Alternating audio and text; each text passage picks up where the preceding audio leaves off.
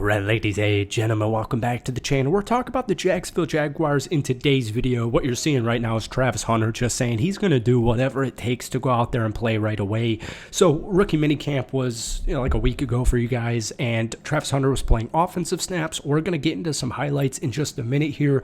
You guys start OTAs I think on Monday, so the Jacksonville Jaguar football will be here before you know it once the weekend is over. But I wanted to go through a couple of these rookies before we get into the official kind of summer program for this organization, because there's so much I like. Travis Hunter, averaged like 114 snaps per game last season at Colorado. He had 9 games even in his Colorado career where he played 120 or more snaps.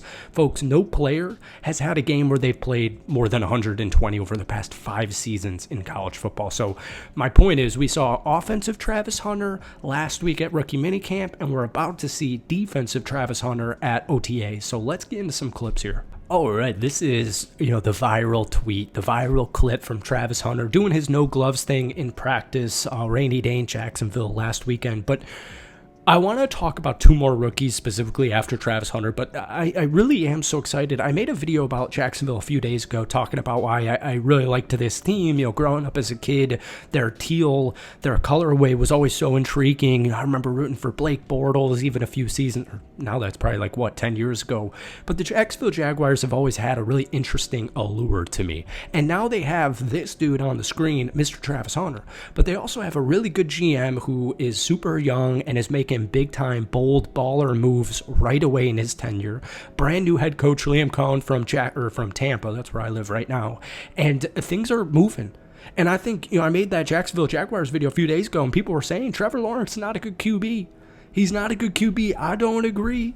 BTJ, Travis Hunter, and Trevor Lawrence next season, I absolutely can't wait. I would say, if I had to give you 5 quarterbacks, under the radar MVP dark horse candidates, Trevor Lawrence is on that list. Okay, so let's get to some different clips, but even just here's a fun fact. Travis Hunter earned a PFF receiving and coverage grade of at least 89 this past season. That's really, really good. Logged over 1,500 total snaps across 13 games. Now, what we're really going to see here is, because look out, he runs a really crisp route.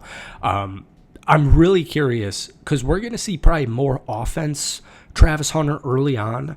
I'm really interested to see how you guys are going to deploy him defensively, because the word on the street right now is, they kind of, it still remains to be seen how much he's actually going to be involved defensively. But, that clip of your GM and Liam Cohen talking to Travis Hunter saying, you're trying to do something bold, playing both positions. We're going to do something bold as well. We're trying to do the same thing. So you're going to be, you're going to fit well here in Jacksonville. But anyways, that's enough Travis Hunter hype. Let's get to a different clip. As hopefully this clip is good enough. This is Caleb Ransaw actually getting in work. But this is obviously not affiliated with the Jacksonville Jaguars. I think he's just working with his trainer here. I couldn't find anything on Caleb, like live reps or live highlights from rookie minicamp a few weeks ago. But I did want to give some opinions on Caleb, because this guy and your 4th round running back out of Virginia Tech are really intriguing to me. Now, we know Jacksonville last season had the worst pass defense in the NFL statistically. They gave up 4,375 yards. That was by far the worst mark in franchise history. But they were also last in yards per attempt allowed at 7.9 and 20 plus plays allowed at 71. So you saw Jacksonville make a couple of moves in free agency, a month or 2 ago. But Caleb Ransaw is really interesting versatility-wise, because he brings a ton of positional versatility to this Jaguars secondary. He's got experience in the slot. He's got experience outside. Now, people are saying his 2023 tape was better. He had an 86.3 PFF grade that year at Troy. But then this past season, we saw the playmaking ability. So this was his year at Tulane, and he showcased really impressive ball skills. He forced a 26.1 incompletion rate, which is insane. Paired with his ability, he's a really good tackler, strong in rush defense as well. We're looking at the nickel here. We're looking at positional versatility for this guy, for the Jaguars in Ransaw. He had 114 tackles in 4 years, and then he also had 51 at Troy. So last year at Tulane, it was really his official breakout. He had some really fun, deep, advanced statistics that I wish I had written down for this video, but I did want to show some love to Caleb Ransaw because I don't believe I did in our Jaguars video a few days ago.